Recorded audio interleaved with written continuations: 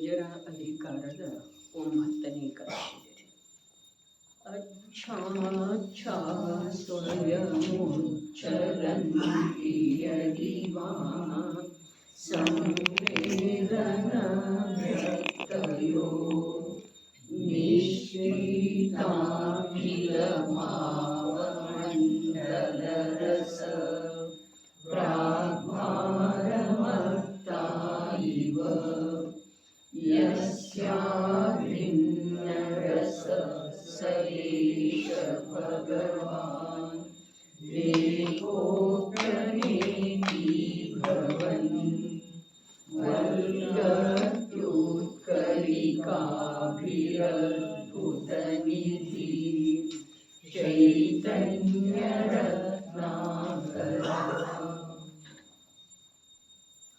ಈ ಕಡೆ ಲಾಸ್ಟ್ ಪದ. ಮತ್ತೆ ಹೇಗಿದೆ ಸಂವೇದನ ಶಕ್ತಿಯು?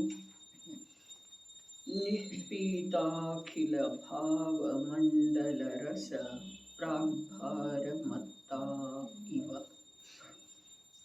ಅಖಿಲ ಸಮಸ್ತ ಭಾವ, ಜೀವ, ಉದ್ಗಲ, ಧರ್ಮ, ಅಧರ್ಮ, ಆಕಾಶ, ಕಾಲ, ಹೀಗೆ ಸಮಸ್ತ ದ್ರವ್ಯಗಳ ಮಂಡಲ, ಅತೀತ, ಅನಾಗತ, ವರ್ತಮಾನದ ಅನಂತ ಪರ್ಯಾಯಗಳನ್ನು ನಿಷ್ಪೀತ ನುಂಗಿರುವಂಥದ್ದಿದೆ.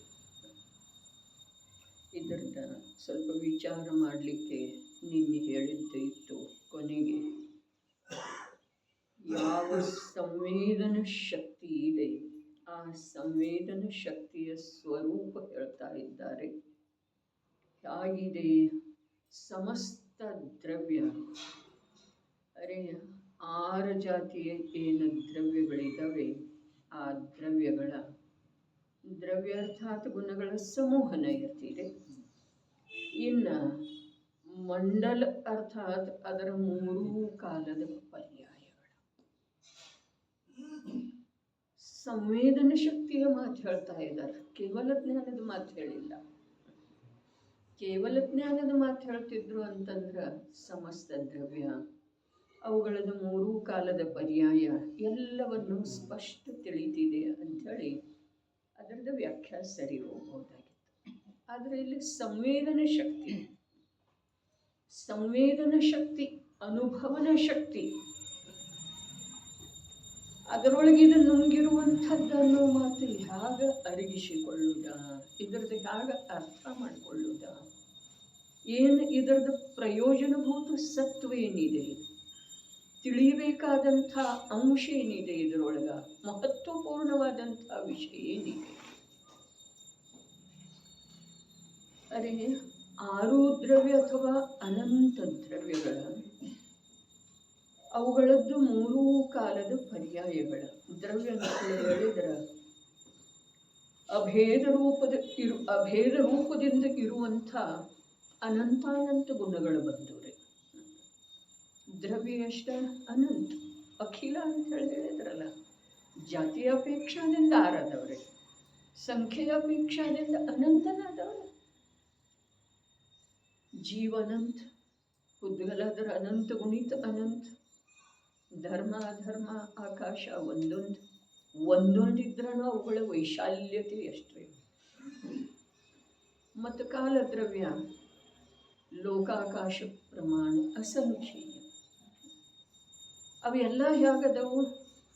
ಅರೆ ಇಡೀ ಆಕಾಶದ 10 ನಿಟ್ಟಿಗೇನು ಅನಂತ ಆಕಾಶ ಇದೆಯಲ್ಲ, ಆ ಆಕಾಶದ ಪ್ರದೇಶ ಏನಿದಾವೆ, ಆ ಪ್ರದೇಶಕ್ಕೆ ಮತ್ತು ಅಷ್ಟ ಸಂಖ್ಯೆಯಿಂದ ಗುಣಾಕಾರ ಮಾಡಿದರೆ ಎಷ್ಟು ಮೊತ್ತ ಬರ್ತಿದೆಯೋ ಅಷ್ಟು ಗುಣ ಪ್ರತಿಯೊಂದರಲ್ಲಿ. ಹಾಗಾದ್ರೆ ಆ ಅನಂತ ಗುಣದಿಂದ ಮಂಡಿತವಿರುವಂಥ ಅನಂತ ದ್ರವ್ಯಗಳ ಅದರ ಮಂಡಲ ಸ್ವರೂಪ ಅರ್ಥಾತ್ 3 ಕಾಲದ. ಅರೆ ಈ ಮಂಡಲ ಶಬ್ದದೊಳಗೆ ಏನು ಹೇಳಿದರು, ವಿಷಯ ತಿಳಿಯುವಂಥದ್ದು ಒಂದೇನು ಹೇಳಿದರು ಅಂತಂದ್ರೆ, ದ್ರವ್ಯ ತನ್ನ 3 ಕಾಲದ ಪರ್ಯಾಯದಿಂದ ಹೊರಗೆ ಇರೋದನ್ನ ಇಲ್ಲ. ಆ ಮಂಡಲದೊಳಗನೆ ಇರ್ತಿದೆ ಅದು, ಆ ಒಂದು ಪರಿಧಿಯೊಳಗನೆ ಇರ್ತಿದೆ ಅದು. ಬಹಳ ಅದ್ಭುತ ಮಾತ್ರ ಭಾವಕ್ಕೆ ಇದನ್ನ ಹಾಂ, ಅದು ನಿನ್ನೆ ಸ್ವಲ್ಪ ಆಗಿತ್ತು ಚರ್ಚೆ.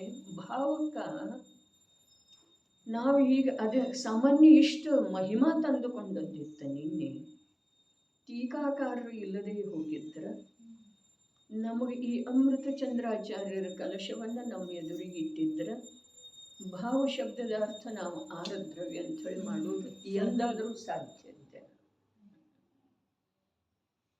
ಭಾವ ಅಂದ್ರೆ ಶುದ್ಧ ಭಾವ, ಶುದ್ಧ ಭಾವ ಅಂಥೇಳಿ ಹೇಳಬಹುದಾಗಿತ್ತು. ಆದರೆ ಇಲ್ಲಿ ಆರು ದ್ರವ್ಯಗಳನ್ನು ಹೇಳಿದ್ರು. ಮತ್ತು ಆರು ದ್ರವ್ಯಗಳ ಸಂಖ್ಯೆ ಅಪೇಕ್ಷದಿಂದ ಅನಂತ ದ್ರವ್ಯಗಳ ಪ್ರತಿಯೊಂದರದ ಮೂರೂ ಕಾಲದ ಪರ್ಯಾಯ ರೂಪದ ಮಂಡಲ ಇವುಗಳನ್ನು ನುಂಗಿಬಿಟ್ಟಿರುವಂಥದ್ದು ಇದೆ ಅಂತೆ. ಏನದ? ಸಂವೇದನ ಶಕ್ತಿ. ಸಂವೇದನ ಶಕ್ತಿ ಇವುಗಳನ್ನು ಹೇಗೆ ನುಂಗಿತು? ಯಾತ್ರ ಸಲುವಾಗಿ ನುಂಗಿತು?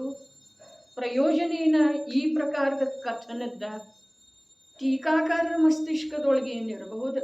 ಮೂಲ ಶ್ಲೋಕಕಾರ ಅಮೃತ ಚಂದ್ರಾಚಾರ್ಯರ ಮಸ್ತಿಷ್ಕದೊಳಗೆ ಏನಿರಬಹುದು?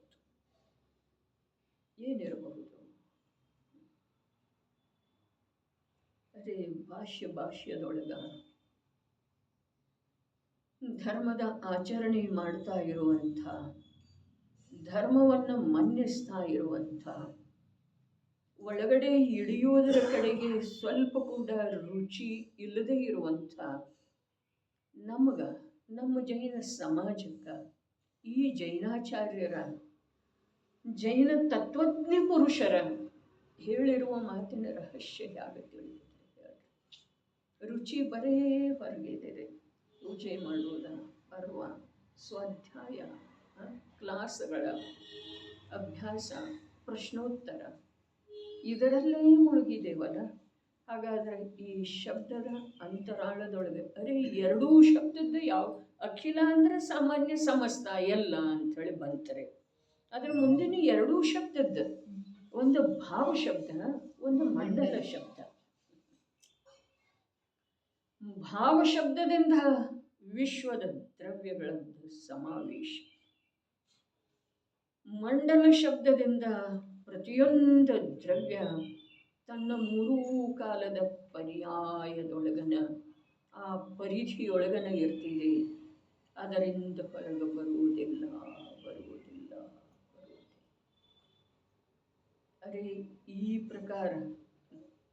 ಈ ಪ್ರಕಾರ ವಿಶ್ವದ ಪದಾರ್ಥಗಳದ್ದ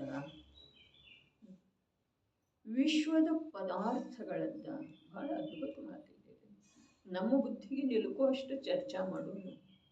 ವಿಶ್ವದ ಪದಾರ್ಥಗಳದ್ದ ಪ್ರತಿಯೊಂದು ಪದಾರ್ಥದ ತ್ರಿಕಾಲಿ ಸ್ವಭಾವದ, ವಿಶ್ವದ ಪದಾರ್ಥಗಳದ್ದ ಪ್ರತಿಯೊಂದು ಪದಾರ್ಥದ ತ್ರಿಕಾಲಿ ಸ್ವಭಾವದ ಸ್ವೀಕಾರ ಆ ಸಂವೇದನ ಶಕ್ತಿಯೊಳಗೆ ಸಹಜ ರೂಪದಿಂದ ಇದೆ. ಆ ಸ್ವೀಕಾರ ಇರುವುದರಿಂದನ ಅವರಿಗೆ ಸ್ವದ ಸಂವೇದನದಲ್ಲಿ ಉತ್ಸಾಹ ಇದೆ, ಪುರುಷಾರ್ಥ ಇದೆ. ಒಂದು ವೇಳೆ ನನಗೆ ಹೊರಗಿಂದ ಏನಾದರೂ ಲಭಿಸುವುದಿದೆ, ನನಗೆ ಅನ್ಯರಿಂದ ಏನಾದರೂ ಪ್ರಯೋಜನ ಸಾಧಿಸೋದಿದೆ, ನಾನು ಅನ್ಯಕ್ಕೆ ಸಹಾಯ ಮಾಡೋದಿದೆ ಅಲ್ಲ, ಈ ಪ್ರಕಾರದ ಅಂಶ ರೂಪದ್ದು ಕೂಡ ಭಾವ ವಿದ್ಯಮಾನ ಇತ್ತು.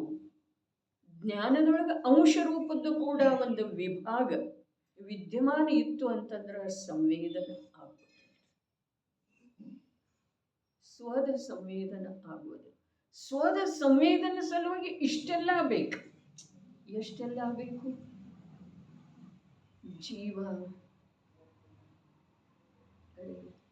ಜೀವ ತನ್ನ ಜ್ಞಾನ, ದರ್ಶನ ಮೊದಲಾದ ಗುಣಗಳಿಂದ ಮೂರು ಕಾಲದಲ್ಲೂ ವಿಶ್ವದೊಳಗೆ ಇರುವಂತಹ ವಸ್ತು ಇದೆ. ಆ ಜೀವದ್ದು ಪ್ರತಿಯೊಂದು ಗುಣದ ಪರ್ಯಾಯ ಆಯಾ ಸಮಯದ ಪರ್ಯಾಯದ ಯಾವ ಪ್ರಕಾರದ ಯೋಗ್ಯತೆ ಇದೆಯೋ ಆ ಪ್ರಕಾರ ಪ್ರಗಟ ಆಗ್ತಿದೆ. ಬಹಳ ವೀರ್ಯ ಬೇಕ್ರೆ. ಒಂದು ಹೇಳ್ತಾ ಇದ್ದೆ, ಏನ ನಂದದು, ನಾನು ಜೀವದ್ರವ್ಯ ಇದ್ದೇನೆ. ನನ್ನಂಥ ಜೀವದ್ರವ್ಯಗಳ ಅನಂತ ಅನಂತ ಅನಂತ ಅನಂತ. ಪ್ರತಿಯೊಂದು ಜೀವ ತನ್ನದೇ ಆದಂಥ ಅಸಂಖ್ಯ ಪ್ರದೇಶದೊಳಗ,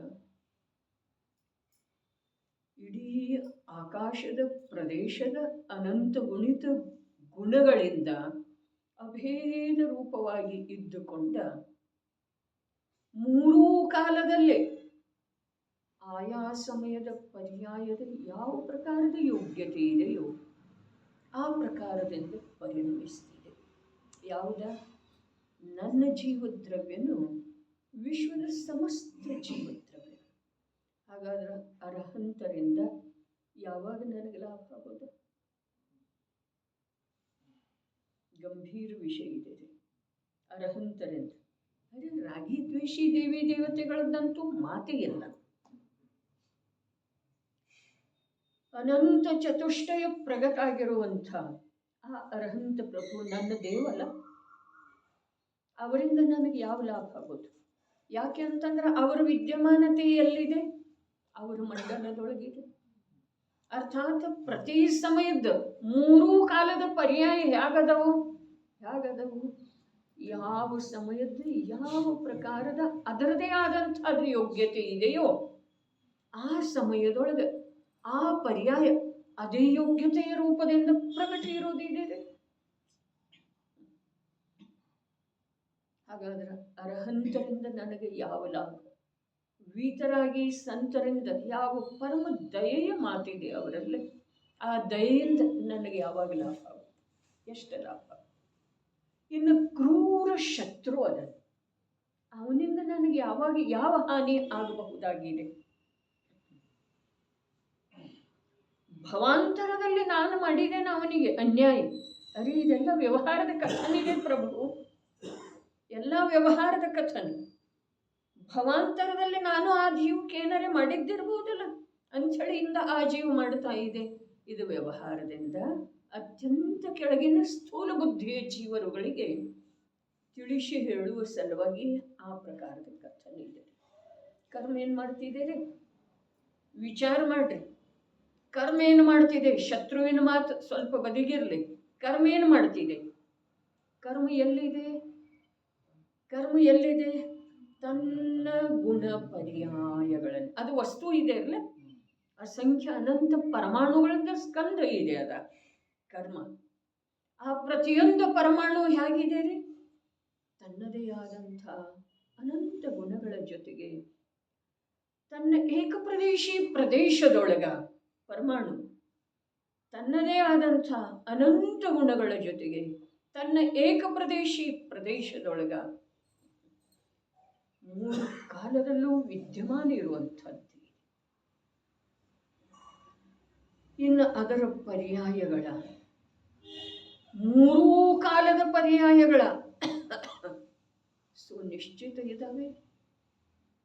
ಯಾವ ಸಮಯದ ಯಾವ ಪರ್ಯಾಯದೊಳಗೆ ಯಾವ ಪ್ರಕಾರದ ಯೋಗ್ಯತೆ ಇದೆಯೋ ಆ ಸಮಯದೊಳಗೆ ಆ ಪರ್ಯಾಯ ಅದೇ ಯೋಗ್ಯತೆಯ ಅನುಸಾರ ಪರಿಣಾಮವನ್ನು ಮಾಡುತ್ತಿದೆ. ಎಲ್ಲಿ ಅದರದೇ ಆದಂಥ ಕ್ಷೇತ್ರ ಮಂಡಲದೊಳಗೆ. ಮಂಡಲ ಅಂಥೇಳಿ ಶಬ್ದ ಆ ಮಹಾಪುರುಷ ಯಾವ ಒಂದು ಆಂತರ್ಯದ ಅನುಭೂತಿಯ ಬಲದಿಂದ ಹೇಳಿದ್ದಿರಬಹುದು.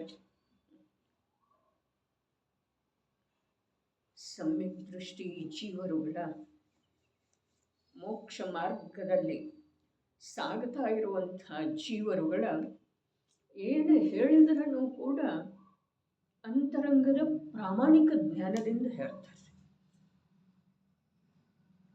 ಮಿಥ್ಯಾದೃಷ್ಟಿ ಜೀವರುಗಳ ಆಗಮದ ಶ್ರದ್ಧೆಯಿಂದ ಹೇಳ್ತಾರೆ. ಅವರು ಬಹಳ ವಿರಳ. ಆಗಮದ ಶ್ರದ್ಧೆಯ ಮೇರೆಗೆ ಆಗಮದ ಅನುಸಾರ ಕಥನ ಮಾಡೋದು ಕೂಡ ಬಹಳ ವಿರಳತನ ಇದೆ. ಒಂದು ಸ್ವಲ್ಪ ಜ್ಞಾನದೊಳಗ ಏನಾದರೂ ವಿಕಾಸ ಆದದ್ದು ತನಗೆ ಭಾಸಿತಾಯಿತು ಅಂತಂದ್ರೆ ಬೇಕಾದ ಹಾಗೆ ಕಥನ ಮಾಡುವಂಥ ಉದ್ಧಟ ಪ್ರವೃತ್ತಿಯ ಜನರ ಈ ಪಂಚಮ ಕಾಲದೊಳಗೆ ಇರುವುದರಲ್ಲಿ ಆಶ್ಚರ್ಯ ಇಲ್ಲ. ಆಗಮದ ಶ್ರದ್ಧೆ, ಸರ್ವಜ್ಞರ ಶ್ರದ್ಧೆಯ ಮೇರೆಗೆ ಆಗಮದ ಅನುಸಾರ ಕಥನ ಮಾಡುವಂಥ ಮಿಥ್ಯಾದೃಷ್ಟಿ ಜೀವರುಗಳು ಕೂಡ ಇದ್ದಾರೆ. ಅದರ ಅತ್ಯಂತ ವಿರಳ ಸಂಖ್ಯೆಗಳು. ಇನ್ನು ಧರ್ಮಾತ್ಮ ಮೋಕ್ಷ ಮಾರ್ಗಸ್ಥ ಜೀವರುಗಳಂತೂ ಅಂತರಂಗದ ಅನುಭೂತಿಯ ಬಲದಿಂದ ಅರೆ ಎಲ್ಲಿ ಅಂತರಂಗದ ಅನುಭೂತಿಯ ಮೂಲಕ ಜ್ಞಾನಕ್ಕ ಸ್ವವಸ್ತುವಿನ ಪರಿಚಯ ಆಗಿ ಹೋಗಿದೆಯೋ ಆ ಜ್ಞಾನ ಯಾವಾಗೂ ಅನ್ಯಥಾ ರೂಪದಿಂದ ಪರಿಣಮನ ಮಾಡೋ ಸಾಧ್ಯ. ಮತ್ತು ಅದರ ನಿಮಿತ್ತದಿಂದ ಆ ಯಥಾರ್ಥ ರೂಪದಿಂದ ಪರಿಣಮನ ಮಾಡ್ತಾ ಇರುವಂಥ ಜ್ಞಾನದ ನಿಮಿತ್ತದಿಂದ ಅಯೋಗ್ಯ ಶಬ್ದಗಳ ಅಯಥಾರ್ಥ ಅರ್ಥವನ್ನು ಕೊಡುವ ಶಬ್ದಗಳ ಅಲ್ಲಿ ಆಗೋದನ್ನು ಸಾಧ್ಯ. ಹೀಗೆ ಜ್ಞಾನಿ ಜೀವರುಗಳ ವಿಶ್ವದ ಜೀವರುಗಳಿಗೆ ಸ್ವಾಭಾವಿಕವಾಗಿ ಬೋಧ ಮಾಡ್ತಾ ಹೋಗ್ತಾ ಇರ್ತಾರೆ. ಮಂಡಲ ಕರ್ಮದಲ್ಲಿ ಇರುವಂಥ ಅಸಂಖ್ಯ ಅನಂತ ಪರಮಾಣು ಎಲ್ಲಿ ಅದವ್ರಿ? ತಮ್ಮದೇ ಆದಂಥ ಸ್ವಕ್ಷೇತ್ರದೊಳಗೆ, ತಮ್ಮದೇ ಆದಂಥ ಮೂರೂ ಕಾಲದ ಪರ್ಯಾಯ ರೂಪಿ ಮಂಡಲದೊಳಗೆ. ಇದಾದ್ಮೇಲೆ ಇರುವೆಳೆದೊಳಗೆ ಅದಕ್ಕೆ ಹೊರಗಡೆ ನೋಡಲಿಕ್ಕೆ, ಹೊರಗಡೆ ಯಾವುದಕ್ಕಾದರೂ ಸಹಾಯ ಮಾಡಲಿಕ್ಕೆ, ಯಾವುದಕ್ಕಾದರೂ ಬಾಧೆ ಮಾಡಲಿಕ್ಕೆ ಎಲ್ಲಿ ಸಮಯ ಇದೆ? ಬೇಕಾದಂಥ ದುಷ್ಟ ಜೀವ ಇರಲಿ, ಕಠೋರ ಪ್ರವೃತ್ತಿಯ ಜೀವ ಇರಲಿ, ಇನ್ನೊಬ್ಬರಿಗೆ ಏನೂ ಮಾಡೋಕ್ಕೆ ಸಾಧ್ಯ ಇಲ್ಲ. ವಸ್ತು ವ್ಯವಸ್ಥೆ ಇಲ್ಲ. ಬೇಕಾದಷ್ಟು ಕಠೋರ ಪ್ರವೃತ್ತಿ, ಅತ್ಯಂತ ಕ್ರೂರ. ನಾರಕಿ ದುಷ್ಟ ಅಸುರರೇ ನಾರಕಿಗಳನ್ನ ಅವರವರಲ್ಲೇ ಹೊಡೆದಾಡಿಸ್ತಾರಲ್ಲ. ಆ ದುಷ್ಟ ಅಸುರರು ಕೂಡ ನಾರಕಿಗಳಲ್ಲೇ ಏನೂ ಮಾಡಿಲ್ಲ. ನಾರಕಿಗಳ ಒಬ್ಬರು ಇನ್ನೊಬ್ಬರ ಕುರಿತಾಗಿ ಪರಸ್ಪರದೊಳಗೆ ಏನೂ ಮಾಡಲು ಸಾಧ್ಯ ಇಲ್ಲ.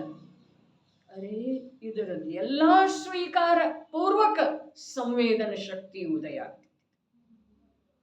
ಇಲ್ದಿದ್ರ ಅವರಿಂದಾಯ್ತು, ಇವರಿಂದಾಯ್ತು, ಇವರು ನಮಗೆ ಬಹಳ ಸಹಾಯಕರ, ಇದರಿಂದ ನನಗೆ ದುಃಖ, ಈ ರೋಗ ರೂಪದ ಅವಸ್ಥೆಯಿಂದ. ಅರೇ ರೋಗ ರೂಪದ ಅವಸ್ಥೆ ಎಲ್ಲಿದೆ ರೀ? ಶರೀರದ ಪರಮಾಣುಗಳಲ್ಲಿ. ಶರೀರದೊಳಗೆ ರೋಗ ಬರಲಿಲ್ಲ ಅಂತಂದ್ರೆ ಅದಕ್ಕೆ ಶರೀರನ ಹೆಂಗ ನೋಡ್ರಿ? ಅದರ ಸಂಸಾರದ ಆಧಾರನ ಹೇಗೆ ಆಗ್ತಿದ್ದೀರಿ? ಸಂಸಾರದೊಳಗೆ ಪರಸ್ಪರರಲ್ಲೇ ರಾಗ ಅಥವಾ ದ್ವೇಷ ಇರಲಿಲ್ಲ ಅಂತಂದ್ರೆ ಕರ್ಮಬಂಧದ ಕಾರಣನ ಯಾವುದು ಉಳಿತಿದೆ ಹೇಳ್ರಿ? ಯಾವುದು ಇಲ್ಲವೋ ಸ್ವಭಾವದೊಳಗ, ಯಾವುದು ಇಲ್ಲವೋ ಪರದ್ರವ್ಯದಿಂದ ಲಭಿಸುವಂಥದ್ದು, ಅದರದ ಕಲ್ಪನೆ ಮಾಡಿ ಮಾಡಿ ಮಾಡಿ ಮಾಡಿ ಈ ಜೀವ ಆ ಕಲ್ಪನೆಯ ಮಂಡಲದೊಳಗದಲ್ರಿ. ಅವನ ಪರ್ಯಾಯದೊಳಗಿದೆಯಲ್ಲ ಕಲ್ಪನೆ, ಅವನ ಪರ್ಯಾಯ ಅವನ ಕ್ಷೇತ್ರದಿಂದ ಬೇರೆ ಇಲ್ಲ. ಅವನಿಗೆ ಅನುಭೂತಿ, ಅವನಿಗೆ ತಿಳುವಳಿಕೆ, ಅವನಿಗೆ ಶ್ರದ್ಧೆ ಯಾವುದರದಿದೆ? ಪರ್ಯಾಯ ಪರ್ಯಾಯ ಪರ್ಯಾಯ ಪರ್ಯಾಯ ಪರ್ಯಾಯ ಮಂಡಲನೇ ಇದೆಲ್ಲ. ಹೊರಗೆ ಬರಲಿಕ್ಕೆ ಅವಕಾಶನೇ ಇಲ್ಲ ಅಲ್ಲಿ. ಕೈ ಹಿಡಿದ ವೃತ್ತಾಕಾರ ಮಾಡಿಟ್ಟಿದ್ದೀರಿ. ಮಕ್ಕಳ ಇರ್ತಾವಲ್ಲ, ಆಡ್ತಾ ಇರ್ತಾವ, ವೃತ್ತಾಕಾರ ಮಾಡಿಟ್ಟಿದೆ. ಹೊರಗೆ ಬರಲಿಕ್ಕೆ ಅವಕಾಶನೇ ಇಲ್ಲ. ಒಳಗೊಬ್ಬ ಇರ್ತಾನೆ. ಯಾವುದೋ ಆಟ ಇರ್ಬೋದು, ಏನೂ ಇರ್ಬೋದು, ದೃಷ್ಟಾಂತ ರೂಪದಿಂದ ತಗೊಳ್ಳುತ್ತಿದೆ. ಗಟ್ಟಿಯಾಗಿ ಕೈ ಹಿಡಿದ ಶೃಂಖಲ ಮಾಡಿದ್ದೇ ಇದೆ. ಒಳಗಿರುವಂಥ ವ್ಯಕ್ತಿಗೆ ಹೊರಗೆ ಬರಲಿಕ್ಕೆ ಅವಕಾಶನೇ ಇಲ್ಲ. ಹೀಗೆ ಕೈ ಇದ್ರೆ ಬಾಗಿ ಕೆಳಗಿನಿಂದ ಬರ್ಬೋದು, ಹಾಗಿಲ್ಲ, ಪೂರಾ ಹೆಣದ ಹಾಗೆ ಇದೆ. ಇನ್ನೂ ಸ್ವಲ್ಪ ಸ್ಪಷ್ಟ ಹೇಳಬೇಕಾದ್ರೆ ವಜ್ರದ ಗೋಡೆಯ ಹಾಗೆ ನಮ್ಮ ಪರ್ಯಾಯ, ನಮ್ಮ ಭಾವ, ನಮ್ಮ ಪರಿಧಿಯನ್ನು ದಾಟಿ ಹೊರಗೆ ಹೋಗೋ ಸಾಧ್ಯ ಇಲ್ಲ, ಮಂಡಲವನ್ನು ದಾಟಿ ಹೊರಗೆ ಹೋಗೋ ಸಾಧ್ಯ ಇಲ್ಲ. ಅನ್ಯ ದ್ರವ್ಯದ ಭಾವ ಅದರದೇ ಆದಂತಹ ಪರ್ಯಾಯದ ಪರಿಧಿಯನ್ನು ದಾಟಿ ಹೊರಗೆ ಬರೋ ಸಾಧ್ಯ ಇಲ್ಲ. ಪಂಚಾಸ್ತಿಕಾಯದೊಳಗೆ ವಿಷಯ ಬರ್ತಿದೆ. ಸಮಯ ಎಷ್ಟು ಸೂಕ್ಷ್ಮ. ನಿನ್ನೆ ಹೇಳ್ತಲ್ಲ, ಆವಲಿ ಎಷ್ಟು ಅದಾವು, ಒಂದೊಂದು ಆವಲಿಯೊಳಗೆ ಎಷ್ಟು ಸಮಯ ಅದಾವು. ಅರೆ ಹಾಗಾದ್ರೆ ಅಂಥ ಸೂಕ್ಷ್ಮ ಸಮಯದೊಳಗ ಪ್ರತಿಯೊಂದು ದ್ರವ್ಯ ಒಂದೊಂದು ಪರ್ಯಾಯ ರೂಪದಿಂದ ತಾನು ಪರಿಣಮನ ಮಾಡೋದಿದೆ ಅಂದ ಮೇಲೆ, ಅಷ್ಟು ಸೂಕ್ಷ್ಮ ಸಮಯದೊಳಗೆ ಪ್ರತಿಯೊಂದು ದ್ರವ್ಯ ತನ್ನ ತನ್ನ ಪರ್ಯಾಯ ರೂಪದಿಂದ ಪರಿಣಮನ ಮಾಡೋದಿದೆ ಅಂದ ಮೇಲೆ ಅದು ಯಾವುದಕ್ಕೆ ಯಾವಾಗ ಏನು ಮಾಡಲಿಕ್ಕೆ ಸಾಧ್ಯ ಇದೆ ರೀ? ಅರೆ ಈ ವಸ್ತು ಸ್ವರೂಪವನ್ನು ಆಳದೊಳಗೆ, ಕಣ ಕಣದೊಳಗೆ, ರಕ್ತದ ಕಣ ಕಣದೊಳಗೆ, ಧಮನಿ ಧಮನಿಯೊಳಗೆ ಅಲ್ಲ, ಪ್ರದೇಶ ಪ್ರದೇಶದೊಳಗ ಅಲ್ಲ, ಪರ್ಯಾಯ ಪರ್ಯಾಯದೊಳಗ ಅಲ್ಲ, ಪ್ರತಿಯೊಂದು ಪರ್ಯಾಯದ ಅನಂತ ಅವಿಭಾಗ ಪ್ರತಿಚ್ಛೇದದೊಳಗೆ ಸ್ವೀಕಾರ ಆದ ನಂತರ ಅವನಿಗೆ ಸಂವೇದನ ಆಗುವುದಿದೆ. ಆತ್ಮಂದರೆ ನಾನು ಯಾರಿಗೂ ಏನೂ ಮಾಡೋ ಸಾಧ್ಯ ಇಲ್ಲ. ಅರೆ ಇಷ್ಟ ಶಬ್ದದ ಏನ ಅಖಿಲ ಭಾವ ಮಂಡಲ, ಇಷ್ಟ ಶಬ್ದದ ಇಲ್ಲಿಯವರೆಗೆ ಏನು ಅಲ್ಪ, ಅತಿ ಅಲ್ಪ ಚರ್ಚೆ ಮಾಡಿದಲ್ಲ, ಅಷ್ಟು ನಮ್ಮ ಬುದ್ಧಿಯೊಳಗೆ ದೇಹಾಂತದ ಸಮಯದೊಳಗೆ ಬುದ್ಧಿಯೊಳಗೆ ಬಂತು ಅಂತಂದ್ರೆ ನಮ್ಮ ಭವ ಸಾರ್ಥಕ ಆಯ್ತು. ದೇಹಾಂತದ ಸಮಯ ಅಂತ ಹೇಳಿತು, ಆದ್ರೆ ಅದಕ್ಕಿಂತಲೂ ದುಸ್ತರವಾದಂಥ ಸನ್ನಿವೇಶಗಳು ಜೀವಂತಿರುವೊಳಗೆ ಬಹಳ ಬರ್ತಾವ್ರಿ. ಅದಕ್ಕಿಂತಲೂ ದುಸ್ತರ ಬಹಳ ಬರ್ತಾವ್ರಿ. ಹೇಗೆ ನಮ್ಮ ಮುಖ ಈಗ ಕಾಣಿಸ್ತಾ ಇದೆ, ಪರಸ್ಪರದಲ್ಲಿ ನಮ್ಮ ಮಾತುಗಳು ಯಾವ ರೀತಿ ನಡೀತವೆ, ಕೇಳಿ ಬರ್ತವೆ, ಬಾಯಿಂದ ಹೊರಡ್ತವೆ, ಶಬ್ದ ಕರ್ಣಪಟಲವನ್ನು ತಲುಪ್ತವೆ, ಹಾಗೆ ಯಾರ ಜೀವನನೂ ಇಲ್ಲ. ಯಾರ ಜೀವನನೂ ಹಾಗೆಲ್ಲ. ಸಮಯ ಸಮಯಕ್ಕೆ ತನ್ನದೇ ಆದಂಥ ಸ್ವಭಾವದ ವಿಸ್ಮರಣೆಯ ಮೂಲಕ ಯಾವ್ಯಾವ ವಿಕಾರಿ ಭಾವದೊಳಗೆ ತಾನು ಒಂದಾಗ್ತಾ ಇದ್ದಾನೋ ಅದರ ಅನುಸಾರ ಅವನಿಗೆ ದುಃಖ ದುಃಖ ದುಃಖ ದುಃಖ, ಉಲ್ಲಂಘನೆ ಮಾಡಲಿಕ್ಕೆ ಆಗದೇ ಇರುವಂಥ ದುಃಖ, ಸಹನ ಮಾಡಲಿಕ್ಕೆ ಆಗದೇ ಇರುವಂತಹ ದುಃಖ ಇದೆ. ಎಲ್ಲಿ? ವೃದ್ಧಿಧಾರಿ ದೇವನಿಗೆ ಕೂಡ ಇದೆ. ಯಾವಾಗಲೇ ಒಂದೆಲ್ಲ ಸಮಯಕ್ಕೆ. ಯಾಕೆ ಅಂದ್ರೆ ಕಾರಣ ಹೇಳ್ತಲ್ಲ, ಏನು? ತನ್ನ ಸ್ವಭಾವದ ವಿಸ್ಮರಣೆಯಿಂದ ಆಗುವಂತಹ ವರ್ತಮಾನದ ಭಾವ, ಆ ಭಾವಕ್ಕೆ ಇರುವಂತಹ ಅನ್ಯ ನಿಮಿತ್ತಗಳ, ಅದರೊಳಗ ಜ್ಞಾನ ಒಂದಾಗಿ ಹೋಯ್ತು ಅಂತಂದ್ರೆ ಸುಖ ಎಲ್ಲಿಂದ ತರೋದ್ರಿ? ಹೇಳ್ರಿ ನೋಡೋನು. ಮತ್ ಜ್ಞಾನ ಅದರೊಳಗನ ಸತತ ಒಂದೈತಲ್ಲ, ಏಕರೂಪ ಐತಲ್ಲ. ಯಾವುದರೊಳಗ ವರ್ತಮಾನದ ಆ ಕಾಲದ ಯೋಗ್ಯತೆಯ ಅನುಸಾರ ಯಾವ ತನ್ನದೇ ಪರಿಣಾಮ ಆಗಿದೆಯೋ, ಆ ಪರಿಣಾಮದಲ್ಲಿ ಅನ್ಯ ಯಾವ ಜಡಚೇತನಗಳ ನಿಮಿತ್ತ ರೂಪದಿಂದ ವಿದ್ಯಮಾನ ಇದಾವೆಯೋ ಅಲ್ಲೇ ನಮ್ಮ ಜ್ಞಾನ ಹೂತು ಹೋಗಿದೆ. ಅಂಥ ಜ್ಞಾನಕ್ಕ ಸುಖ ಎಲ್ಲಿಂದ ಆಗೋದ್ರಿ? ಸುಖದ ಸ್ವರೂಪದ ಪರಿಚಯ ಎಲ್ಲಿಂದ ಆಗೋದ? ಹೇಗಿದೆ ಸಂವೇದನ ಶಕ್ತಿಯು? ಅರೆ ಋಷಿಯರು ಹೇಳಿಲ್ಲ, ದೇವದ್ದು ಹೇಳಿದ್ರೆ ವೃದ್ಧಿಧಾರಿ ದೇವದ್ರನ್ನು ಕೂಡ ಸಮ್ಯಕ್ ದೃಷ್ಟಿ ಇಲ್ಲದೆ ಇರುವ ವೇಳೆದೊಳಗೆ ಕೂಡ ವೃದ್ಧಿಧಾರಿ ದೇವ ಇರ್ತಾನಲ್ಲ ತಾಯಿ. ಅರೆ ಅನೇಕ ವೃದ್ಧಿಧಾರಿ ಋಷಿ, ವೃದ್ಧಿರಹಿತ ಸಮ್ಯಕ್ ದೃಷ್ಟಿ ಜೀವದ ಮಾತಿಲ್ಲ. ಸಮ್ಯಕ್ ದೃಷ್ಟಿ ಜೀವರುಗಳ ಮಾತಿಲ್ಲ.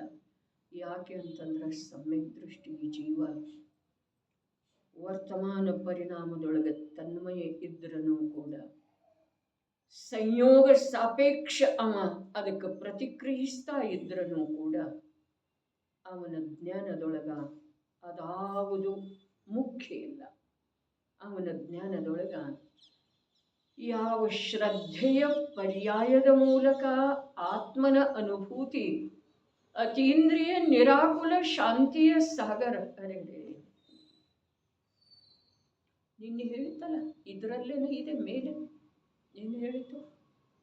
ಅನಂತ ಕಾಲದವರೆಗೆ 4 ಗತಿಗಳಲ್ಲಿ ಎಲ್ಲಿಯೂ ಎಂದೂ ಸಿಗದೇ ಇರುವಂಥ ಸುಖದ ನಿಧಾನ ಇದ್ದಾನೆ. ಇದರದ್ದು ಎಲ್ಲ ಸ್ವೀಕಾರ ಆಗ್ಲಿಕ್ಕೆ ಬೇಕ್ರೆ. ತನ್ನದ ಸ್ವೀಕಾರ ಆಗೋದು ಅದರ ಸಲುವಾಗೇನ ಪ್ರತಿಯೊಬ್ಬ ಆಚಾರ್ಯ ಪರಮಾತ್ಮ ಪ್ರಕಾಶದೊಳಗೆ ಬಂತು. ಆ ಜನರಿಗೆ ಎರಗುವೇನು 6ನೇ ಗಾಥೆ 5 ಗಾಥೆಯೊಳಗೆ ಸಿದ್ಧರಿಗೆ ವಂದನೆ ಮಾಡಿದರು. 6ನೇ ಗಾಥೆಯೊಳಗ ಆ ಜನರಿಗೆ ನಮಸ್ಕಾರ ಮಾಡಿದ್ರು. ಯಾಕ? ನವ ಪದಾರ್ಥ ಪ್ರಕಾಶಿಸಿದರು. ಅವರೇನು ಮಾಡಿದ್ರು? ನವ ಪದಾರ್ಥಗಳನ್ನು ಪ್ರಕಾಶಿತ ಮಾಡಿದರು. ನವ ಪದಾರ್ಥಗಳನ್ನು ಪ್ರಕಾಶಿತ ಮಾಡಿದರೆ ಬರೀ ಜೀವವೊಂದನ್ನು ತಿಳ್ಕೊಂಡ್ರೆ ಆಗಲಿಲ್ಲ, ಅಜೀವವನ್ನು ತಿಳ್ಕೊಳ್ಬೇಕು. ಜೀವವನ್ನು ವಿಶದವಾಗಿ ತಿಳ್ಕೊಳ್ಬೇಕು. ನಾನಾ ಪ್ರಕಾರದಿಂದ ತಿಳ್ಕೊಳ್ಬೇಕು. ಎಲ್ಲಿವರೆಗೆ ಅವನೊಬ್ಬನದೇ ಮಹಿಮೆ ಮಹಿಮೆ ಮಹಿಮೆ ಮಹಿಮೆ ವಿಜೃಂಭಿಸುವುದಿಲ್ಲವೋ ಅಲ್ಲಿಯವರೆಗೆ ತಿಳ್ಕೊಳ್ಬೇಕು.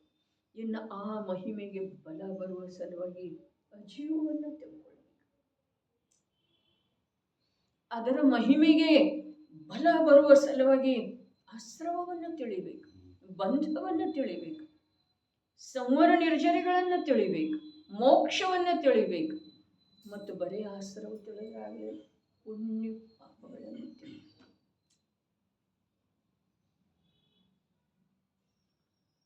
ಇಲ್ಲಿ ಹೇಳಿದರು ಭಾವ ಅಂಥೇಳಿ ಹೇಳಿದ ನಂತರ ಜೀವ ಪುದ್ಗಲ ಧರ್ಮ ಧರ್ಮ ಆಕಾಶ ಕಾಲ ಅಂಥೇಳಿ ಹೇಳಿದರು. ಪ್ರತಿಯೊಂದು ದ್ರವ್ಯದ 3 ಕಾಲದ ಪರ್ಯಾಯ ಅಂಥೇಳಿ ಹೇಳಿದರು. ಹಾಗಾದರೆ ಇಷ್ಟರೊಳಗ 7 ತತ್ವ 9 ಪದಾರ್ಥ ಬಂದು ಏನಿಲ್ಲ ಬಂದು. ಹಾಗಾದ್ರೆ ಇಡೀ ಜಿನಾಗಮದೊಳಗ ಅನಂತ ತೀರ್ಥಂಕರರ ಹೇಳಿರುವುದು ಅಷ್ಟೇ ಇದೆ. ಎಷ್ಟ? 9 ಪದಾರ್ಥ ಅಥವಾ 7 ತತ್ವ, 6 ದ್ರವ್ಯ ಅಥವಾ ಅವುಗಳ 3 ಕಾಲದ ಪರ್ಯಾಯ. ನಾವು ಎಂದಿನಿಂದ ಕೇಳ್ತಾ ಇದ್ದೇವೆ, ತಿಳ್ಕೊಂಡಿದ್ದೇವೆ, ಪರಿಭಾಷೆಗಳನ್ನು ಹೇಳ್ತೇವೆ. ಆದ್ರೆ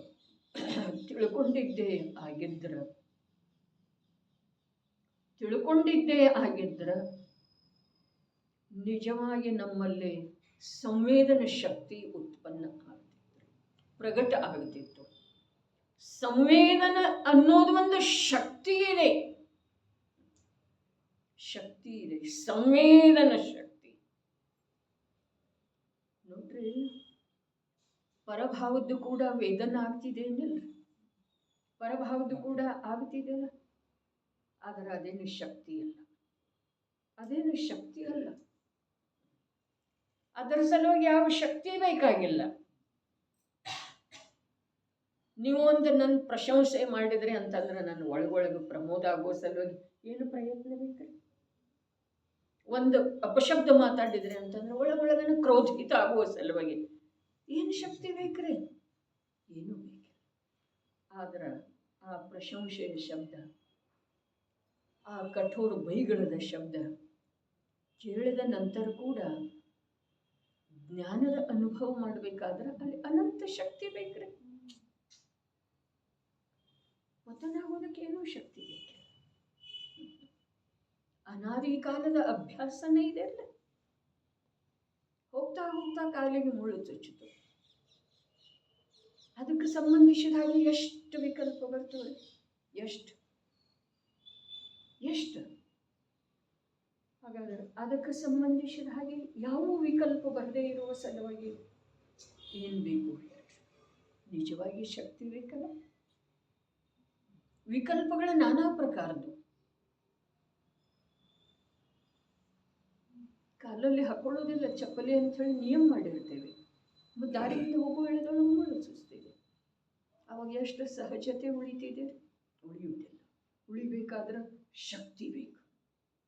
ವೀರ್ಯ ಶಕ್ತಿ, ವೀರ್ಯ ಶಕ್ತಿ, ಸಂವೇದನ ಶಕ್ತಿ, ಅರೆ ವೀರ್ಯನರೇ ನಿಜವಾಗಿ ನನ್ನ ಜ್ಞಾನ ದರ್ಶನ ಸ್ವಭಾವದ ಅನುಭವ ಪ್ರತ್ಯೇಕ ಪ್ರಸಂಗದೊಳಗೆ ಅನುಭವ ಆಗೋದು, ಶ್ರದ್ಧಾ ಆಗೋದು, ಜ್ಞಾನದೊಳಗೆ ಸ್ವೀಕೃತ ಇರೋದು.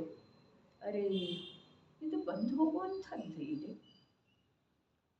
ಇದು ಬಂದಿದೆ, ಹೊಸದಾಗಿ ಬಂದಿದೆ ಅಂದ ಮೇಲೆ ಇದು ಇರೋದಿಲ್ಲ. ಅನೇಕ ರೀತಿಯಿಂದ ಅದರಿಂದ ಅಪ್ರಭಾವಿತ ಉಳಿಬೇಕಾದ್ರೆ ಶಕ್ತಿ ನಿರಂತರ ಬೇಕು. ಈ ಸಮಯದ ಬುದ್ಧಿ ಮುಂದಿನ ಸಮಯದೊಳಗೆ ಉಪಯೋಗ ಆಗೋದಿಲ್ಲ ಅಂತಾರಲ್ಲ, ಆ ಪ್ರಕಾರ ಈ ಸಮಯದ ಶಕ್ತಿ ಇನ್ನಂತೂ ನಿಜವಾಗಿ ನಮ್ಮದು ಇಳಿಕಲು ಶುರು ಆಯ್ತಲ್ಲ, ಬಹಳ ಬೇಕ್ರಿ, ಬಹಳ ಬೇಕು. ಅರೆ ತಾರುಣ್ಯಾವಸ್ಥೆಯೊಳಗ ನಡೀತಿದೆ. ಅಲ್ಲಿ ದೃಷ್ಟಿನೂ ಬೇರೆ ಬೇರೆ ಕಡೆ ಇರ್ತಿದೆ, ಧ್ಯೇಯನೂ ಇರ್ತಿದೆ, ಅದು ಮಾಡೋದಿದೆ, ಇದು ಮಾಡೋದು, ಇದ್ರ ಕಡೆಯಲ್ಲೇ ಲಕ್ಷ್ಯ ಕೊಡೋದ ಅನಿಸ್ತಿದೆ. ಹೌದು ಅಥವಾ ಇಲ್ಲ?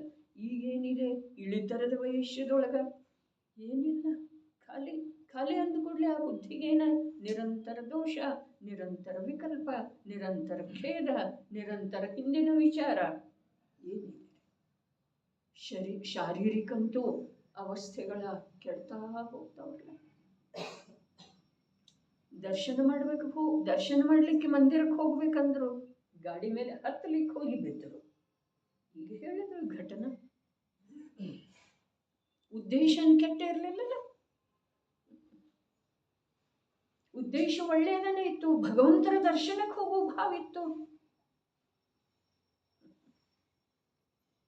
ಹಾಗ್ಯಾಕಾಯ್ತಾದ್ರೆ ಮೂರೂ ಕಾಲದ ಪರ್ಯಾಯಗಳು ಸುನಿಶ್ಚಿತ. ಯಾವ ಸಮಯದೊಳಗೆ ಯಾವ ಪ್ರಕಾರದ ಯೋಗ್ಯತೆಯುಳ್ಳ ಪರ್ಯಾಯ ಆಗೋದಿದೆಯೋ ಅದು ಆ ಸಮಯದೊಳಗೆ ಆಗಿ ತೀರ್ತಿದೆ. ಬೀಳೋದಿತ್ತಂದು ಕೂಡಲೇ ಆ ಪ್ರಕಾರದ ವಿಚಾರ ಜೀವಕ್ಕೆ ಬಂತು. ನೋಡ್ರೆ, ಮೊದಲ ತತ್ವಗಳದ್ದು ವಿಚಾರ ಪೂರ್ವಕ ಉಪಯೋಗವನ್ನ ಸ್ಥಿರ ಇಟ್ಕೊಳ್ಳೋದು. ಆಗಮದಲ್ಲಿ ಹೇಳಿರುವುದರ ಪ್ರಕಾರ ಈಗ ಪಂಚ ಸಮವಾಯದ್ದಾಯ್ತು, ನಿಮಿತ್ತದ್ದಾಯ್ತು, ಕರ್ಮದ್ದಾಯ್ತು, ಏನೋ ಯೋಗ್ಯತೆದ್ದಾಯ್ತು, ನಾನಾ ಪ್ರಕಾರದ ವಿಚಾರಗಳನ್ನ ಮಾಡಿ ಉಪಯೋಗವನ್ನ ಸ್ಥಿರ ಇಟ್ಕೊಳ್ಳೋದು, ಪರಿಣಾಮವನ್ನ ಪತನಾಗಗೊಳ್ಳುವುದಿಲ್ಲ. ನಂತರ ಅದೇ ಅಭ್ಯಾಸದಿಂದ ಅನುಭೂತಿ ಪ್ರಾಪ್ತ ಆಯಿತು, ಅಂತರ್ಮುಖ ತೀವ್ರ ಪುರುಷಾರ್ಥದ ಬಲದಿಂದ ಅಂತಂದ್ರೆ ಆ ಅನುಭೂತಿಯ ಪ್ರಭಾವದಿಂದನ ಅಲ್ಲಿ ಸ್ವಾಭಾವಿಕವಾಗಿ ಸ್ಥಿರ ಉಳಿಯುವಂಥ ಉದ್ಯಮ ಆಗ್ತಿದೆ. ಅದಕ್ಕೆ ಇಲ್ಲಿ ಸಂವೇದನ ಶಕ್ತಿ ಅದನ್ನೆಲ್ಲ ನುಂಗಿರುವಂಥದ್ದಿದೆ ಅಂತ. ನುಂಗಿರುವಂಥದ್ದಂದ್ರೆ ಈ ಸಮಯದೊಳಗೆ ಇದೇ ಪ್ರಕಾರದ ಪರ್ಯಾಯದ ಯೋಗ್ಯತೆ ಇತ್ತು ಅನ್ನೋದ್ರದ ಸ್ವೀಕಾರ ಪೂರ್ವಕ ಅನುಭೂತಿ ಆಗ್ತಿದೆ. ಆತ್ಮನ ಅನುಭೂತಿ ಪ್ರಯತ್ನ ಬಹಳ ಬೇಕ್ರಿ. ನೀನು ಹೇಳಲ್ಲ ಅಖಿಲ ಭಾವ ಮಂಡಲ, ನೀನೇನು ವಿಚಾರ ಮಾಡಿದ್ರು ಇಲ್ಲಿ ಬರೋದು ಈ ವಿಚಾರ ಅಂದ್ರನ ಮಾತು ಹೀಗಿದ್ದರೆ ಅಲ್ಲಿ ನಡುಕ ಇಲ್ಲದೆ ಇರಲಿಕ್ಕೆ ಅವು ಇದ್ದೂರ್ಲೆ ಅವು ಬೇರೆ, ಅವು ಈ ವಿಚಾರವನ್ನ ಹೇಗೆ ಅಲ್ಲಿ ಪ್ರವೇಶ ಆಗಿಕೊಡ್ತವ್ರೆ. ಅವ ಸಮಯದ ಪರ್ಯಾಯದ ಯೋಗ್ಯತೆಯ ಅನುಸಾರ ಜ್ಞಾನ ಅದರಲ್ಲೇ ಒಂದಾಗಿ ಹೋಗಿದೆ. ಜ್ಞಾನ ಅದರಲ್ಲೇ ಒಂದಾಗಿ ಹೋಗಿದೆ ಅಲ್ಲ, ಅದು ನಮ್ದು ಅಪರಾಧ ರೀ. ಅವಾವ ಇದ್ದು ಅಲ್ಲ, ಅದು ವಸ್ತು ಸ್ವರೂಪ ರೀ. ಯಾವ್ಯಾವ ಪ್ರಕಾರದ ಪರ್ಯಾಯಗಳು ಇದ್ದು ಅದು ವಸ್ತುವಿನ ಸ್ವರೂಪನೇ ಆಗಿತ್ತು. ಅನಂತ ಕಾಲದ ಮೊದಲ ತೀರ್ಥಂಕರ ಕೇವಲಿ ಭಗವಂತರ ಅದನ್ನ ಹಾಗೇ ನೋಡಿದ್ರು. ಅರೆ ಸರ್ವಜ್ಞ ಭಗವಂತರು ಯಾರ್ದು ಏನೂ ಮಾಡುವುದಿಲ್ಲ, ಯಾರ್ದು ಏನ ಆಗೋದಿದೆಯೋ ಅದನ್ನ ಹೇಗೆ ಆಗೋದಿದೆ ಹಾಗೆ ನೋಡ್ತಾರೆ ಅಷ್ಟೇ, ನೋಡ್ತಾರೆ, ತಿಳಿತಾರೆ ಅಷ್ಟೇ, ಏನೂ ಮಾಡುವುದಿಲ್ಲ. ಇನ್ನು ಸರ್ವಜ್ಞ ಭಗವಂತರ ಏನೂ ಮಾಡುವುದಿಲ್ಲ, ಬಸ್ ನೋಡ್ತಾರೆ ತಿಳಿತಾರೆ ಅಂಥೇಳಿ ಯಾರಿಗೆ ಸ್ವೀಕಾರ ಶ್ರದ್ಧೆ ಆಗ್ತಿದೆಯೋ ಅವರ ಸರ್ವಜ್ಞ ಭಗವಂತರ ಹತ್ರ ಯಾಚನಾ ದೃಷ್ಟಿ ಇಟ್ಕೊಂಡು ಹೋಗೋದನ್ನ ಎಲ್ರಲ್ಲ, ಯಾಚನೆಯ ಸಲುವಾಗಿ. ಅಪ್ಪಾಜಿ ಹೇಳ್ತಿದ್ರು, ಭಿಕ್ಷುಕಾಗಿ ಹೋಗೋದಿಲ್ಲ, ಜೋಳಿಗೆ ತಗೊಂಡು ಹೋಗೋದಿಲ್ಲ ಅಲ್ಲಿ. ಆದ್ರೆ ಈ ಜೀವಕ್ಕೆ ಇದೆಲ್ಲ ತಿಳಿಯೋದು ಮತ್ತು ಇದೆಲ್ಲ ಅರಗೋದು ಕಠಿಣ ಇದೆ ನೋಡಿ. ಅರಗಿಸಿಕೊಳ್ಳೋದು, ಪಚನ ಮಾಡಿಕೊಳ್ಳೋದು. ಸ್ವಭಾವ ಜೀವದ್ದು ಹೇಗಿದೆ, ಯಾವ ಪ್ರಕಾರ ಸೂರ್ಯ ಪ್ರಕಾಶಮಯಿ ಇದ್ದಾನೆ, ಉಷ್ಣತಾಮಯಿ ಇದ್ದಾನೆ ಎಲ್ಲ ಹೇಳಿದ್ರು. ಅಗ್ನಿ ಯಾವ ಪ್ರಕಾರ ಪ್ರಕಾಶಮಯಿ ಇದೆ, ಉಷ್ಣತಾಮಯಿ ಇದೆ, ಪಾಚಕ ಇದೆ. ಅಗ್ನಿ ಇಂಧನವನ್ನೆಲ್ಲ ತಿಂದು ಬಿಡ್ತಿದೆಲ್ಲ, ಪ್ರಕಾಶ ಮತ್ತು ಶಾಖವನ್ನು ಕೊಡ್ತಿದೆ. ಅದೇ ಪ್ರಕಾರ ಈ ಜೀವ ಜ್ಞಾನದ ಪ್ರಕಾಶ, ಚಾರಿತ್ರದ ಶಾಖ ಮತ್ತು ಶ್ರದ್ಧೆಯ ಬಲದಿಂದ ಎಲ್ಲವನ್ನೂ ನುಂಗಿ ಹಾಕೋದು. ಆತ್ಮನ ಶ್ರದ್ಧೆ, ಪದಾರ್ಥಗಳ ಶ್ರದ್ಧೆ, ಮೊದಲ ಸ್ವರೂಪದ ಶ್ರದ್ಧೆ ಅಂಥೇಳಿ ಮೇಲೆ ಹೇಳಿದ್ರು. ಅನಂತ ಕಾಲದಲ್ಲಿ 4 ಗತಿಗಳಲ್ಲಿ ಎಲ್ಲೂ ಸಿಕ್ಕಿರಲಿಲ್ಲ ಅಂಥ ಸುಖದ ನಿಧಾನದನ ಯಾವ? ಈ ಶುದ್ಧಾತ್ಮ, ನಿಜಾತ್ಮ, ನಾನು. ಎಷ್ಟು ಅಭ್ಯಾಸ ಬೇಕಿದಕ್ಕೆ? ಆಗಮದಲ್ಲಿ ಹೀಗೆ ಹೇಳಿದರು, ಅದರದ ವಿಚಾರ ಮಾಡೋದು. ಜೀವದ ಸ್ವರೂಪ ಹೀಗಿದೆ, ಜ್ಞಾನದ ಸ್ವರೂಪ ಹೀಗಿದೆ. ಅರೆ, ಜೀವ ಪ್ರತಿಯೊಬ್ಬ ತನ್ನ ಒಡಲೊಳಗೆ ಅನಂತ ಸುಖವನ್ನು ಇಟ್ಕೊಂಡ ಆ ಕಸ್ತೂರಿ ಮೃಗದ ಹಾಗೆ ಕಾನನದ ತುಂಬೆಲ್ಲ ಅಲಿತಿದೆ. ಅದಲ್ಲ ಗಾಳಿಯಿಂದ, ಸುಳಿಗಾಳಿಯಿಂದ ಸುಗಂಧ ಬರ್ತಿದೆ. ಅದಕ್ಕೆ ಅದರ ನಾಶಿಕಕ್ಕೆ ತಗಲುತ್ತಿದೆ. ಎಲ್ಲಿಂದ ಬರ್ತಾ ಇದೆ ಸುಗಂಧ ಅಂತೇಳಿ ಅರಣ್ಯದ 4 ಕಡೆಗೆ ಅಲೆದಾಡ್ತಿದೆ. ಆದ್ರೆ ಅದರ ನಾಭಿಯೊಳಗನೆ ಇದೆ, ಅದು ಗೊತ್ತಿಲ್ಲ. ಈ ಜೀವ ಯಾವ ಸುಖದ ಸಲುವಾಗಿ 4 ಗತಿಗೆ? ಅರೆ, ಎಂಥ ಲಕ್ಷ್ಮಣನ ಪುತ್ರರ, ಲಕ್ಷ್ಮಣ ಹೋದ ನರಕಕ್ಕ, ಆದ್ರೆ ಅವನ ಪುತ್ರರ ಪೂಜ್ಯರೇ ಭೋಗಭೂಮಿಯೊಳಗ ಪಲ್ಯೋಪಮ ವರ್ಷದವರೆಗೆ ಭೋಗಭೋಕ್ಷದ್ದಾಯ್ತು ಈ ಜೀವ. ಸ್ವರ್ಗದೊಳಗ ಸಾಗರೋಪಮ ವರ್ಷಗಳವರೆಗೆ ಪಂಚೇಂದ್ರಿಯ ಭೋಗಭೋಕ್ಷದ್ದಾಯ್ತು ಈ ಜೀವ. ಆದ್ರೆ ಅದರ ಸಾಕಾಗಲಿಲ್ಲ ಅಂತ ನಡಿ ಇನ್ನು ಅಲ್ಲಿ ಹೋಗೋಣ ಅಂಥೇಳಿ ಭೋಗಭೂಮಿಯಿಂದ ಸ್ವರ್ಗಕ್ಕೆ ಹೋಗ್ತಿದೆ. ಅಲ್ಲಿಂದ ಮತ್ತೆಲ್ಲರೇ ಹೋಗ್ತಿದೆ. ಯಾವುದರ ಸಲುವಾಗಿ? ಅಲ್ಲೇದ ಆಗಲಿಲ್ಲ, ತೃಪ್ತಿ ಆಗಲಿಲ್ಲ. ನಡಿ ಅಲ್ಲೇ ಐತೆ ನೋಡೋಣ, ಇನ್ನು ನಡಿ ಮತ್ತೆ ಅಲ್ಲೇ ಹೋಗೋಣ. ಅರೆ, ಹೀಗೆ ಸುತ್ತೋದು. ಆದ್ರೆ ತೃಷ್ಣೆ ಎಂದೂ ಬತ್ತೋದಿಲ್ಲ, ಸಾಕಾಗೋದಿಲ್ಲ ಇಲ್ರಿ. ಆದರೆ ಇಲ್ಲಿ ಒಳಗಿಂಥದ್ದೇ ಇದೆ ಅನಂತ ಕಾಲದವರೆಗೆ. ಭವಿಷ್ಯದಲ್ಲ, ಹಿಂದಿನಿಂದ ನೋಡಿಕೊಂಡು ಬಂದ್ರೆ ಅನಂತ ಕಾಲದವರೆಗೆ 4 ಗತಿಗಳಲ್ಲಿ 1 ಗತಿಯಲ್ಲಿ ದುಃಖಿದೆ ಹೀಗೆ ಮಾತಿಲ್ಲ, ನರಕದಲ್ಲಿ ದುಃಖಿದೆ ಹೀಗೆ ಮಾತಿಲ್ಲ, ತಿರಿಯಂಚು ಗತಿಯಲ್ಲಿ ಅಷ್ಟು ದುಃಖಿದೆ ಹೀಗೆ ಮಾತಿಲ್ಲ. 4 ಗತಿಯಲ್ಲಿ ಅಂದದ್ದು. ಅದರ ಸಲುವಾಗಿ ಹೇಳಿತು, ವೃದ್ಧಿಹಾರಿ ದೇವಿ ಇದ್ರೂ ಕೂಡ ಪ್ರತಿ ಸಮಯಕ್ಕೆ ಮಿಥ್ಯಾತ್ವ ಅವಸ್ಥೆಯೊಳಗೆ ಅನಂತ ದುಃಖಿ ಅದ. ಹೊರಗಡೆ ಏನಿದ್ರೆ ಏನಾಗ್ತಿದ್ದೀರಿ? ಶರೀರ ನಿರೋಗಿ ಶರೀರದ ಹೊರಗಿದೆ. ಎಲ್ಲಿ ಹೊರಗೆ? ಮನೆಯಿಂದ ಹೊರಗ ಅಲ್ಲ, ಚೈತನ್ಯದ ಉಪಯೋಗದಿಂದ ಹೊರಗಿದ್ದೀರಿ. ಚೈತನ್ಯದ ಉಪಯೋಗ ಚೈತನ್ಯದ ಪ್ರದೇಶದೊಳಗೆ ಮಂಡಲಾಕಾರ ಆಗ್ತಾ ಇದೆ, ಪರಿಧಿ ರೂಪದಿಂದ ಇದೆ, ಸುತ್ತತಾ ಇದ್ದಾವೆ. ಅರೆ, ಇದೇ ಸಮಯ ಸಾರದೊಳಗೆ ಪ್ರಾರಂಭದೊಳಗನೆ ಹೇಳಿದಾರಲ್ಲ, ಏನ ಏಕತ್ವ ವಿಭಕ್ತ ಆತ್ಮನ ಕಥೆ ಹೇಳ್ತೇನೆ ಅಂಥೇಳಿ ಹೇಳಿದ ನಂತರ ಅಲ್ಲಿ ಹೇಳಿದರೆ ಪ್ರತಿಯೊಂದು ದ್ರವ್ಯ ಹಾಗದವು ತನ್ನ ಅನಂತ ಗುಣ ಪರ್ಯಾಯಗಳನ್ನು ಚುಂಬನ ಮಾಡ್ತವೆ, ಸ್ಪರ್ಶ ಮಾಡುವುದಿಲ್ಲ. ಪ್ರತಿಯೊಂದು ದ್ರವ್ಯ ತನ್ನ ಅನಂತ ಗುಣ ಮತ್ತು ಪರ್ಯಾಯ ಚಕ್ರ, ಅದೇ ಪರ್ಯಾಯ ಚಕ್ರವನ್ನು ಚುಂಬಿಸ್ತವೆ.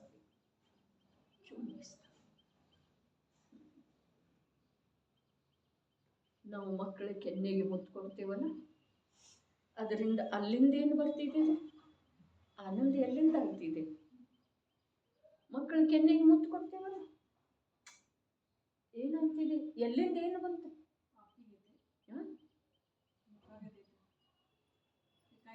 ಪಾಪಿ ಇದೆ. ಅದರಿಂದ ಎಲ್ಲಿ ಏನಾಗ್ತಿದೆ? ಆ ಮಗುವಿನ ಸ್ಪರ್ಶ ನಮ್ಮ ಜೀವದ ಭಾವಕ್ಕಾಗಿದೆ, ಜೀವದ ಭಾವಕ್ಕಾಗಿಲ್ಲ. ಆ ಮಾತಂತೂ ಬಹಳ ದೂರ. ಆದರೆ ಈ ತುಟಿಗಳಿಗೆ ಕೂಡ ಆಗಿಲ್ಲ ಆ ಮಗುವಿನ ಕೆನ್ನೆಯ ಸ್ಪರ್ಶ. ಹಾಗೇ ಇಲ್ಲ, ಹಾಗೇ ಇಲ್ಲ ಅಂತ ಹೇಳಿ ಸರ್ವಜ್ಞ ಪ್ರಭು ಹೇಳ್ತಾರೆ. ನೋಡಾಗಿದೆ ಅಂತೇವೆ ನಾವು, ಮುಟ್ಟಿ ತೋರಿಸ್ತೇವ್ರಿ. ಅರೆ ಸಾಧ್ಯನೇ ಇಲ್ಲ.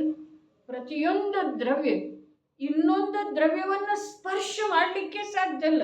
ಅದು ಸಜಾತಿ ಇರಲಿ ವಿಜಾತಿ.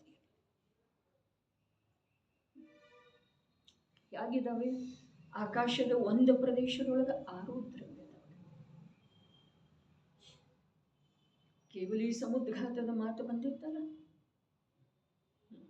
ಒಂದೇ ಸಮಯ ಲೋಕಪೂರಣ ಆಗ್ತಾವಲ್ಲ ಆ ಕೇವಲಿ ಭಗವಂತರ ಆತ್ಮ ಪ್ರದೇಶಗಳ.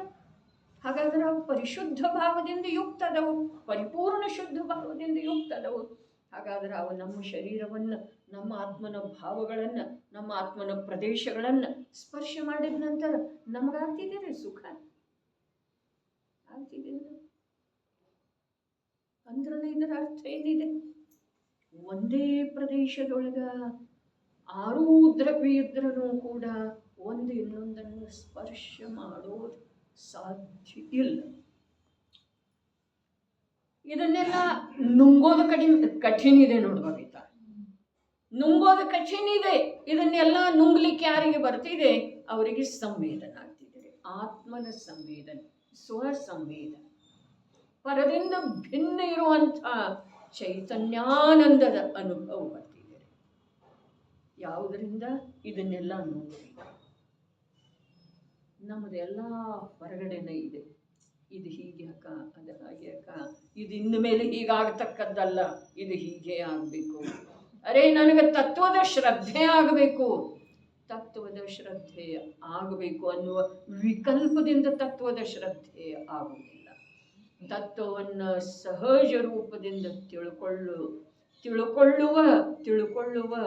ತಿಳಿದ ನಂತರ ಸಹಜ ರೂಪದಿಂದ ಉಳಿಯುವ. ಏನು ಬಂತು ಪನ್ನೂರು ಪ್ರಭೆಯೊಳಗ?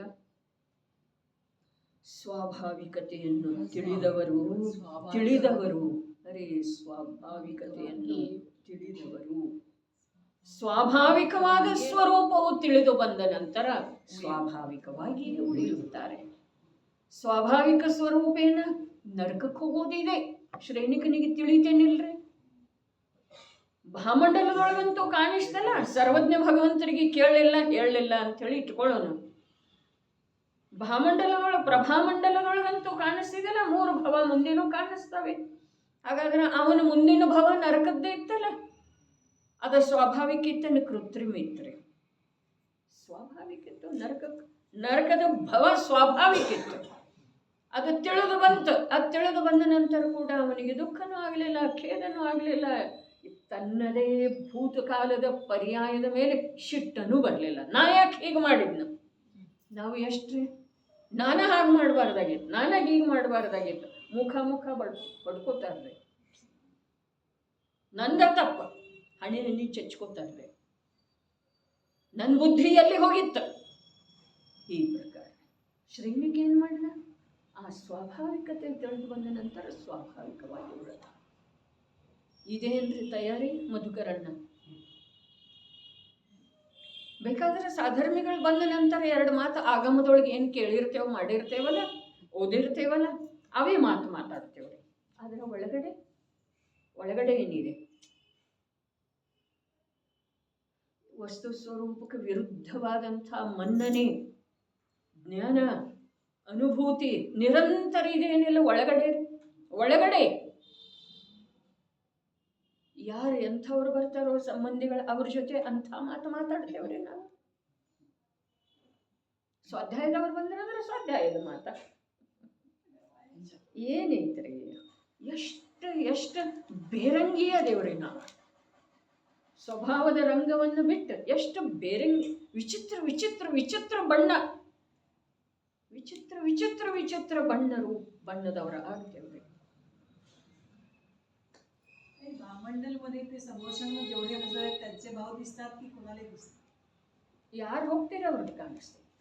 जेवढे उपस्थित आहेत त्यांचे ಹಾಗಿಲ್ಲ, ಯಾರು ಹೋಗಿ ನೋಡ್ತಿರಲ್ಲ ಅವ್ರದ್ದಷ್ಟೇ. ಇನ್ನು ಯಾರು ಸಮ್ಯಕ್ ದೃಷ್ಟಿ ಅದಾರ, ಮೋಕ್ಷ ಮಾರ್ಗಸ್ಥ ಅದಾರ, ಅವ್ರ ದೃಷ್ಟಿ ಆ ಕಡೆ ಹೋಗೋದನ್ನೂ ಇಲ್ಲ. ನಿಜವಾಗಿ ಅವ್ರು ತಮ್ಮ ಕಾರ್ಯದೊಳಗೆ ವ್ಯಸ್ತದ.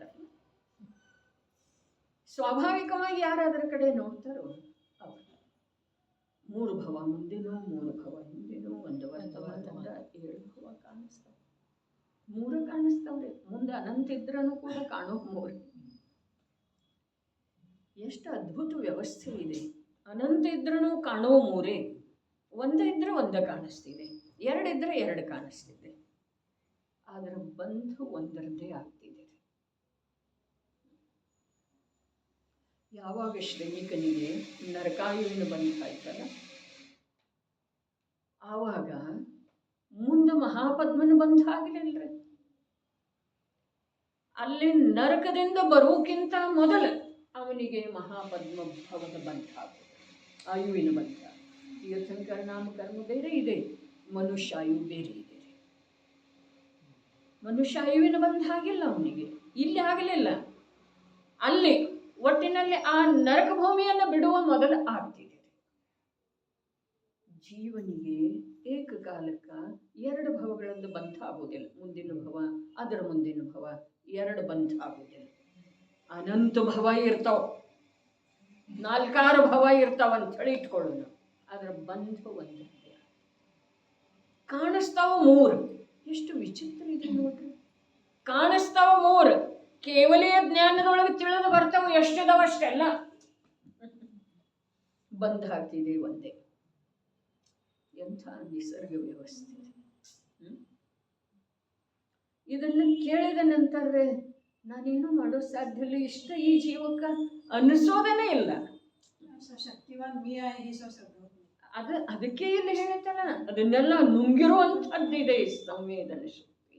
ಅರೆ ಸಂವೇದನ ಆಗಬೇಕಾದ್ರೆ ನಿಜ ಸಂವೇದನ, ಸ್ವದ ಸಂವೇದನವೇ ಸಂವೇದನ ಇದೆ. ಪರದ ಸಂವೇದನ, ಕಷಾಯದ್ದ, ವಿಭಾವದ್ದ, ವಿಷಯವಾಸನೆದ್ದ, ಭಯಾಕುಲತೆಗಳದ್ದ ಸಂವೇದನ ಆಗೋದ. ಅದರೊಳಗೆ ಯಾವ ಪ್ರಕಾರದ ಶಕ್ತಿ ಬೇಕಾಗಿಲ್ಲ. ಈಗ ಹೇಳ್ತಲ್ಲ, ಹೇಗೆ ಬಂತೋ ಹಾಗೆ ಇಲ್ಲಿ ಆಯ್ತಲ್ಲರೇ ಸಂವೇದನ. ಅದಕ್ಕೆ ಯಾವ ಅದು ಬರೀ ದುರ್ಬಲತೆಯ ಲಕ್ಷಣ ಇದೆ ಅಂಥೇಳಿನ ಕ್ಷಮ ವೀರಶ್ಯ ಭೂಷಣಂ ಅಂತ. ಕ್ಷಮೆ ಯಾರಿಗೆ ಮಾಡಲಿಕ್ಕೆ ಬರ್ತಿದೆ? ಯಾರ ಆಂತರ್ಯದೊಳಗ ವೀರ್ಯ ಜಾಗೃತ ಆಗಿದೆಯೋ, ಸಂವೇದನ ಶಕ್ತಿಯ ಮೂಲಕ ಪರವನ್ನ ಪರರೂಪದಿಂದ ಸ್ಪಷ್ಟವಾಗಿ ಗಣಿಸ್ತಾ ಇದ್ದಾರೋ ಅದರಿಂದ ಪ್ರಭಾವಿತನ ಆಗೋದಿಲ್ಲ ನಿಮ್ಮ ಅಪರಾಧದಿಂದ ಅಂಥೇಳಿ ಅವರಲ್ಲಿ ಕ್ಷಮೆ ಇದೆ. ಪ್ರಭಾವಿತನ ಆಗದೆ ಇರೋದು ಕ್ಷಮೆ ಇದೆ. ನೀವು ಅಪಶಬ್ದ ಮಾತಾಡಿದರೆ, ನೀವು ನಂದೇನಾದರೂ ಹಾನಿ ಮಾಡಿದರೆ, ನಂದೇನಿಲ್ಲವೇ ಇಲ್ಲರಲ್ಲ, ಏನಿದೆ? ನನ್ನೊಂದು ಬೆಲೆ ಬಾಳುವಂಥ ವಸ್ತುವನ್ನು ಒಡೆದು ಹಾಕಿರಪ್ಪ, ಅದು ನಂದಿದೆ ಏನ್ರಿ? ಅವ ಯಾವ ಈ ಪ್ರಕಾರ ವಸ್ತುವಿನ ಸ್ವತಂತ್ರ ಅಸ್ತಿತ್ವ ಮತ್ತು ಪರಿಣಮನ ಪ್ರತಿ ಸಮಯಕ್ಕೆ ಯಾವ ನಿಮಿತ್ತದಿಂದ ಯಾವ ರೂಪದಿಂದ ಅದು ಪರಿಣಮನ ಆಗೋದಿದೆಯೋ ಇದು ಯಾವ ತಿಳಿದಿದನೋ ಅವನು ವೀರದಂತೆ. ಅವನೇ ಆ ಕಾರ್ಯದಿಂದ ಪ್ರಭಾವಿತ ಆಗುವುದಿಲ್ಲ. ಅದೇ ಮಾತನ್ನ ಅಕೃತನಿಂದ ಅಹಮಿಂದ್ರದೊಳಗೆ ಏನು ಹೇಳಿದರು? ಜ್ಞಾನಿ ಜನರು ಇನ್ನೊಬ್ಬರ ದೋಷವನ್ನು ತಿಳಿದ ಮೇಲೆ ಕೂಡ ಕಷಾಯ ವಶರಾಗು.